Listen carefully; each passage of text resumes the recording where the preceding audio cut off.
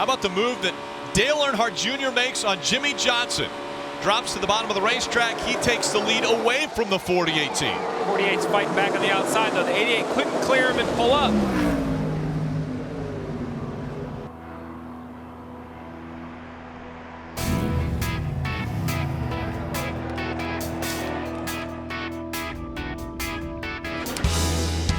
Guess we got a little off track, but love knows a way back through the storms and pouring rain. Got my hands on the wheel and I'm flying.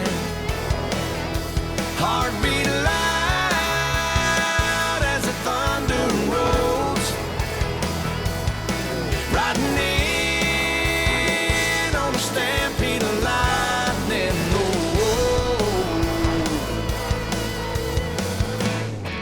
I'm bringing back the sunshine. Bringing back the sunshine. Baby, it's about time. Whoa, whoa. Bring it back. Oh, yeah. Welcome once again to Daytona International Speedway for the Coke Zero 400, powered by Coca-Cola. The track drying process about complete. The drivers climbing into their cars, getting ready to get underway with 160 laps, 400 miles of racing from Daytona International Speedway. It's been almost 3 hours since the green flag was supposed to drop. Drivers like Dale Earnhardt Jr., who was just in the pace car going around the track to figure out if the track was dry enough, if he felt comfortable getting behind the wheel. He obviously does, as he's about to climb in behind that car, climbing behind the wheel of that car. And so Jeff Gordon, all smiles, even though this is his last Daytona race. There's Tony Stewart with a smile on his face. Remember, Tony Stewart, he knows how to win in a delayed start situation. Back in 2005, he was able to get to victory lane. Standing there with Happy Harvick. And there's two guys right there, teammates. They both know how to get it done here at Daytona. We're closing in on 11:30 here on this, the 5th of July. Let's get it underway. We go forth to command. And now, for the most famous words in motorsports, please welcome your Grand Marshal, Executive Director for the Greater Jacksonville Area USO, Mike O'Brien. Drivers, start your engines. Crank it up. Sandy, how are you? You right up there? Where are you at? I can't see you. Dale Earnhardt Jr. He got that position by being the fastest in the first practice. No qualifying, set the order by practice on Friday. We welcome you back to NASCAR on NBC as they make their way into the tri-oval. Green flag back in the air.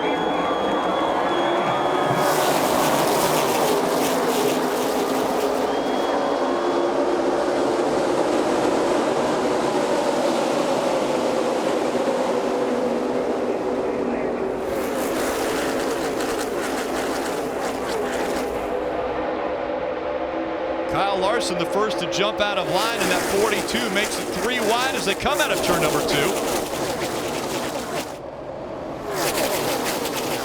He'll have to have somebody go with him. If not, he'll fall back. You see Busch trying to pull up on him as a 3 wide getting into 3. And they were 4 wide. Jamie McMurray had to go down below the double yellow line, but he was just trying to avoid being involved in an accident. Now it's Austin Dillon on the high side with the momentum. Dillon wants to take the lead at Daytona.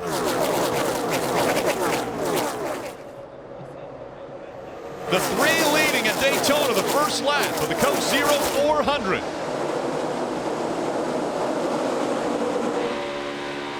There's the vantage point of Kyle Larson as he looks forward to the 48 of Jimmy Johnson. You saw Austin when he took the lead, he immediately went to the bottom. We saw in last night's race, the bottom was the best. After watching that, I believe he thinks that's what he wants to do tonight. Even though his teammate helped pushed him to the lead, he kind of hung him out, hung a left, put his car on the bottom. Rewind behind him. Have you noticed already, Austin Dillon is blocking. He's running the high line, he's running the low line, trying to stay in front. And that's what you have to do at plate racing. If you're not willing to block, you're not going to keep this lead, and you will not win this race tonight. You have to, whatever lane's coming, you have to turn and get in front of that lane. We saw it, we see it done correctly there. If it's done incorrectly, there'll be a wreck. And around they go. The 38 goes sideways. David Gilliland sideways as they come out of turn number 4. Also involved, the 22 of Logano. The 32. Multiple cars involved in this one. Joey Logano damage to the right rear. It's the 26 of Jeb Burton involved. Saw the 38 of Gilliland. Coming out of turn number 4. You see right here, the 38's coming down to change lanes. There isn't room. He comes across the front bumper of the 15, spins him to the bottom, and it's the field very tight. You see farther back into the field, the 16 and the 10 get into the back, and the 22 spinners up across the track. And that's what happens in these tight packs. When there's a spin way up in front of the pack, everyone gets out of the gas, and it's so hard when you're only a couple feet apart. Another hard impact there with the 32 and the 38.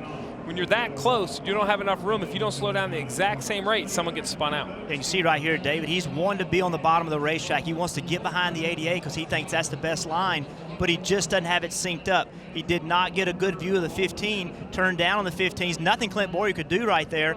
All he could do is get into him, and then everything behind him was just as a result of trying to miss this wreck. That outside line working well.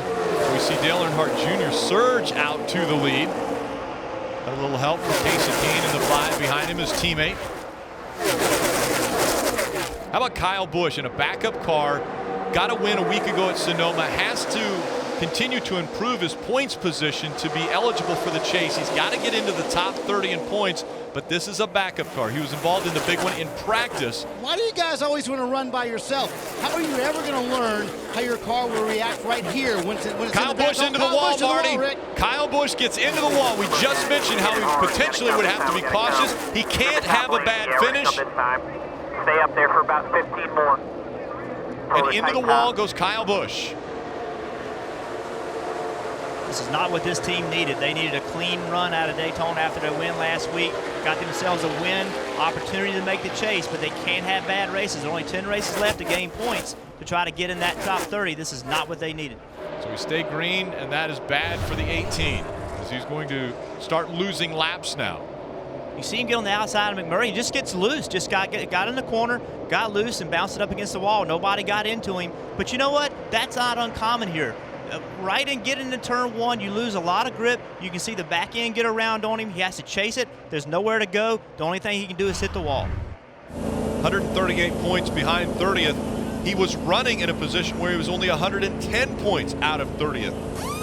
Earnhardt trying to drag everybody back to the top. How strong is the 88 of Dale Earnhardt Jr.? Without much of a push, he's able to separate himself from the 48, or he has been able to, almost 2 to 3 car lengths. Now the 48 comes to the inside. He doesn't block him, and the 48's going to try to take the lead. They're going to leave the 88 and try to hang him out. Jimmy Johnson did a great job right there. He saw the 11 coming with some momentum. As soon as he saw it, he turned left, used that push to get him by Junior, and then the 11 of Denny Hamlin went with him as well. Pushed him to the lead. Carl Edwards, a wild ride coming out of turn number 4. He gets it going straight once again. He was running in the 13th position. It looks like a one-car incident. The yellow flag has come out. But a crazy ride for Carl Edwards.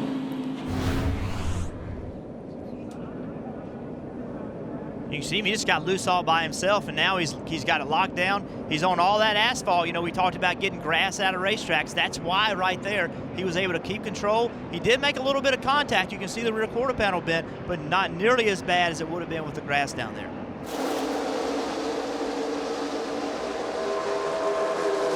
Another great restart for Dale Earnhardt Jr.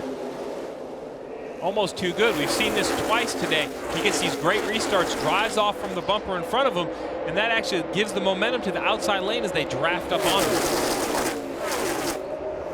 He showed so much speed, though. He's been able to block the incoming traffic every single time. 13 of Casey Mears, while he was on pit road, he got a penalty. He drove through too many pit boxes. He came in 14th. Now he'll have to restart at the back of this field. Kyle Busch, we've talked about him having his incident getting into the wall. That last caution right there, he was the free pass. He's now back on the lead lap. Guy who needs a good finish at the remainder of the 10 races before the chase. And now it's Dale Earnhardt Jr.'s turn as the caution has come out. In turn 4, one of the cars stalled just outside of turn 4. That's the 38, David Gilliland, involved in the first accident. As mentioned, he got back on the lead lap. All these cautions are perfect opportunities to continue to work on your car. Every chance you get, you can make the car better. You have to just keep working on the aerodynamics, keep working on the mechanical area. Any way you can make this car faster. Now here's all the spotters. They're in a new position. They're lower than they normally are because of all the construction here with Daytona Rising. They're a little bit lower. They don't have quite the view that they're accustomed to having. They still have a great view, a good view. They just don't have a great view. And look at the space they have. You're on board with the 4. You go past the green light on the right side. But as you look ahead going into turn 1, you see the orange light flashing. You hear the 4. The 4 of Kevin Harvick gets out of the gas. He sees it. Here's a second orange light flashing and a third orange light flashing. And his spotter now is trying to convince him it's all clear, keep going. He doesn't understand why he's losing ground. He hasn't heard anything from the tower, but the orange lights or yellow lights were definitely on, and it has strung the field completely out. I mean, all the drivers did what they were supposed to do. You have to lift. You see the lights. Your spotter may be saying, you know, there's no caution, because he's not hearing it. He's not hearing NASCAR over the scanner saying caution, but the driver's seeing it. So all the drivers did the right thing. Then they see green, then they got to take back off. So that's very confusing, but you can see the effects. We now have one long line. We're no longer double foul. But now you got to, that's done. That's over. If you're a driver, it doesn't matter if you gain spots, lost spots. There's 93 laps to go in this race. It's a single file line. You have to start coming up with a strategy of how you're going to get back towards the front if you lost your spots. It's amazing to watch the test game. Kevin Harvick knew what Dale Earnhardt Jr. and the guys in front of this pack were trying to do with that single file line. He starts way back in the pack, methodically working the bottom. You see cars start to join. He knows the plan, and he's breaking up the plan, making it back to 2 wide racing. Yeah, and 3 wide now we're seeing. Jimmy Johnson looks to go to the bottom of the racetrack, see if he can steal the lead away once again from that 88, but so strong has been Dale Earnhardt Jr. You can see him right here, pulled behind Brian Scott, tries to get underneath him. Right on the line, Brian Scott comes down on him. Harvick has to lift. Lucky that wasn't a bigger wreck than it was. I don't know if Brian Scott got loose getting in the corner. We saw last night Brian Scott tried to block at the end of the Xfinity race. It was a big wreck. And we have a new leader at Daytona. Jimmy Johnson was able to get by the 88 of Dale Earnhardt Jr. And now Matt Kenseth is making the outside line work. He's going to try to get by the 48 as well. Here comes Kenseth. Jimmy Johnson didn't block, and will Kenseth lead a lap at Daytona? Didn't quite clear him. Was almost fine, but didn't quite get it done. At the line, it looks as though they are going to score him as another leader. 8 different drivers have been out front, 12 different lead changes. So the 20 led that lap. But what he really wanted to do is he wanted to clear that 48 so he could fall to the bottom and control the pace. Another big one in turns 1 and 2 at Daytona. You look at Brian Scott in the 33. Fire underneath that car. He'll have to come to a stop. Fire extinguishers putting that out. There, you heard him. He thought he was in the back of the pack and out of the possibility of danger. Take a look at what happens. The 42 of Kyle Larson completely sideways. He gets down on the apron. You see the sparks where the track bar mount hits the ground. He saves it, but he comes up the track, has no choice but to connect with the 19, who then starts to spin. Brad Keselowski gets a face full of sparks. The 17 does go around, and now the track is blocked. Now these guys are trying to find a hole through, and the 2 gets woed up, and the 3 kind of gets woed up, but then you see Carl Evans goes back up the track, and here comes Brian Scott with a full head of steam, makes big contact with the back of the 19. Yeah, Brian Scott looked like he was going to be able to get through this clean. He was accelerating to try to get by the cars, but then up came Carl Edwards from the bottom of the track. There's nothing you can do in that situation. You know, he just was coming at such a high rate of speed.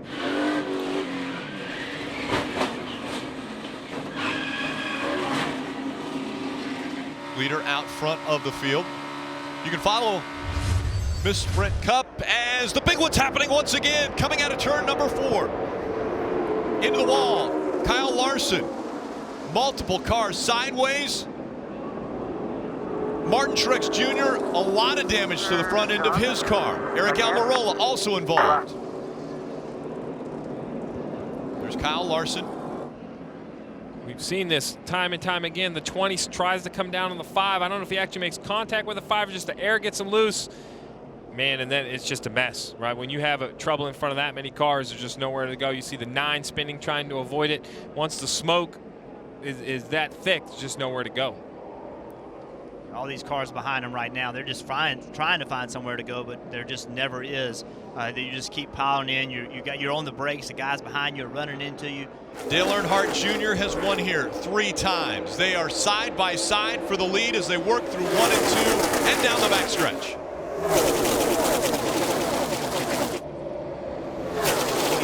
can see Junior, he's trying to stay as far away from the 48 as he can. The reason why is he thinks he has a car fast enough. He doesn't need the side drafting.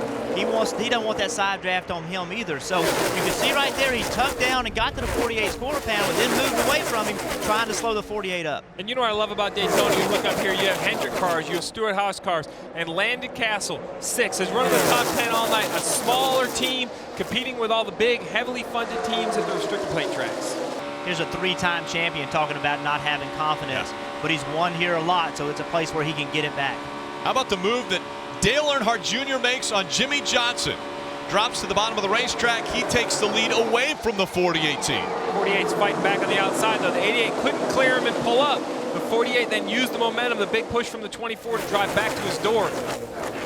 And I'll ask you, driver, is there a preferred line around this racetrack right now? Because Dale Earnhardt Jr. started on the outside. He was able to now take the lead, goes to the inside. Here comes the 48 of Jimmy Johnson on the outside again. Whichever line the 88, the 48 in, that's the preferred line. They've been the fastest ones all day.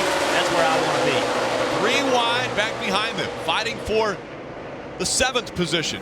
All right, Steve, let's talk strategy as we are under 43 to go. Brought to you by Smithfield Foods as the 48 and the 88 continue to fight for the lead. Well, I think that's what the under 43 to go is all about. Risk versus reward. We've had the 88, the 48 run up front all day long, averaging up in the top 5, but right behind them you see the 15, the 14, some of the cars that have rode in the back of the 20s. And crew chief Greg Ives asked him, you got your fans on? He said they are working. So maybe I have a tire going down. But that was about 5 laps ago. Is this getting antsy there, Rick? A little bit of contact there between the 48 and the 6. They straightened it back out, but the 6 got sideways there in front of the entire pack.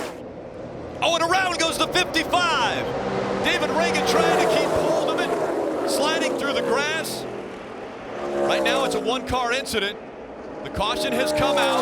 Fire it up, get it rolling. You see here from the start, no, he actually comes up and comes across the car in the middle. The 41 was about a car length back, so he just changes lanes. You know, that's what happens on the backstretch. You're jockeying for position. Jeff Gordon running in the 5th position. So Jeff Gordon wide behind him. He cleared. Which line does he go to? Now Harvick's not quite clear. Harvick's on the outside of him. Now, boom, he didn't make a commitment. Oh, and around goes the car behind him. That's the 6, or excuse me, the 9. A very close call there for Sam Hornish Jr. in the 9. The caution comes out. Now we're getting closer to the possibility of a green-white checker. Let's look back at what happened, the wild ride that Sam Hornish Jr. had.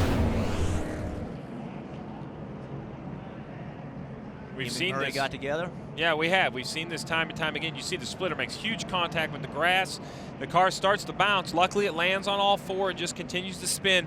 But we've seen this. The 9 goes to make a move, looks for that inside line, wasn't clear of the 1, drives across his nose, ends up spinning through the grass. Tore the splitter completely off when it grabbed the grass initially. And then once again, hit hard and up into the air. A wild ride for Sam Hornish Jr. He's still driving it. Look at those hands. Still driving it. To be honest with you, at this point, we're going for the win. And, you know, if that vibration is still there at the end and we cross the checkered, you know, 1st or 20th, it really doesn't matter. We're here to get 1st. Right here. He's on your tight here. You should get pushed by him here. It's about quarter mark of 1 and 2. And still there? Kurt Busch in the 41 trying to force his way up the middle, 3 wide. It's go time. Just 2 laps of racing to go at Daytona. 88 got a good start. Now it's all about blocking. He's going to have to block these big runs that are going to come from the 11 and the 48. The only other car to get by the 88 tonight has been the 48. Now Denny Hamlin running second. Side by side for third. Kevin Harvick in the 4. Jimmy Johnson in the 48. This time by, they'll see the white flag. Dale Earnhardt Jr. back to the bottom of the racetrack to block. White flag in the air one more time around Daytona. The 11, watch the bottom. Here he comes. They're side by side for second. 2-car length lead for Dale Earnhardt Jr. as they work their way through 1 and 2, and down the backstretch they go. Junior blocking the lower line. Does that give the advantage to the 48? Junior jumps up in front of Jimmy Johnson.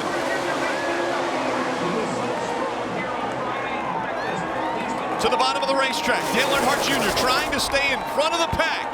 They work their way through 3 and 4. Into the triumph they come. Dale Earnhardt Jr. to the bottom of the track. Junior will win at Daytona. And the big one happens behind them. Oh my God.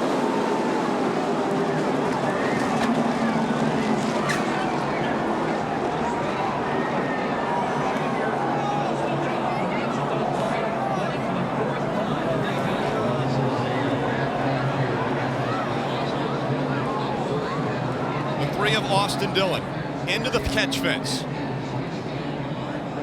All the crews getting out to that car to assist these drivers.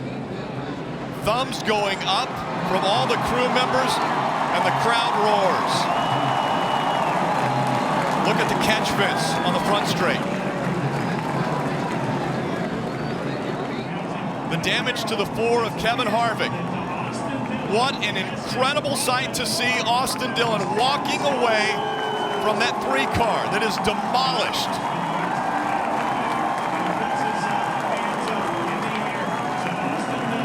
Yeah, the 11 gets kind of stuck in the middle there and comes across the 4's bumper. As he does, he spins back in, gets the 3 airborne, and he just gets projected off the other cars right up into the fence. He went from the bottom of the racetrack over 2 rows of cars and into that catch fence.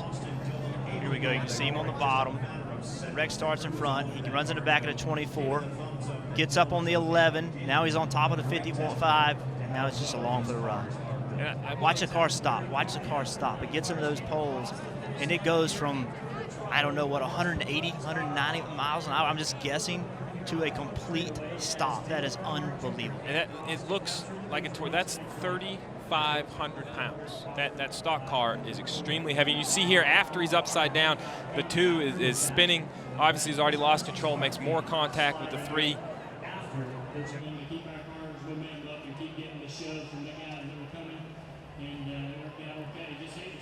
Just an unbelievable impact. You know, we talk about how the soft walls and the impact there, but the catch fencing, as it gives, it needs to give to a point. It kind of grabs and just stops the car almost instantaneously. And what an incredible sight to see the thumbs going up from the crew members that were checking on Austin, and then Austin Dillon to walk away from that accident. Be a little bit of a muted victory lane celebration, but a celebration nonetheless. Dale Earnhardt Jr. back in victory lane in Daytona.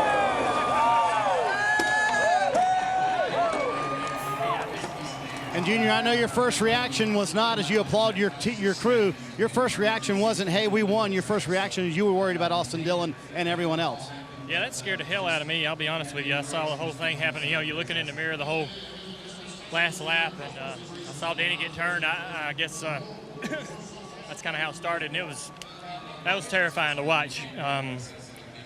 You know, a wreck like that's got such a high potential for someone to get injured, and you saw the car get high and get into the fence, and you're just worrying about everybody else in the grandstands and all that stuff. You just don't want to see that happen. So, you know, it was a touch and go there for several moments, and I was so thankful. I'm more thankful that everybody's okay than to be standing here in victory lane, that's for sure. A wild ride for quite a few drivers, and once again, Dale Earnhardt Jr. ends up in victory lane at Daytona.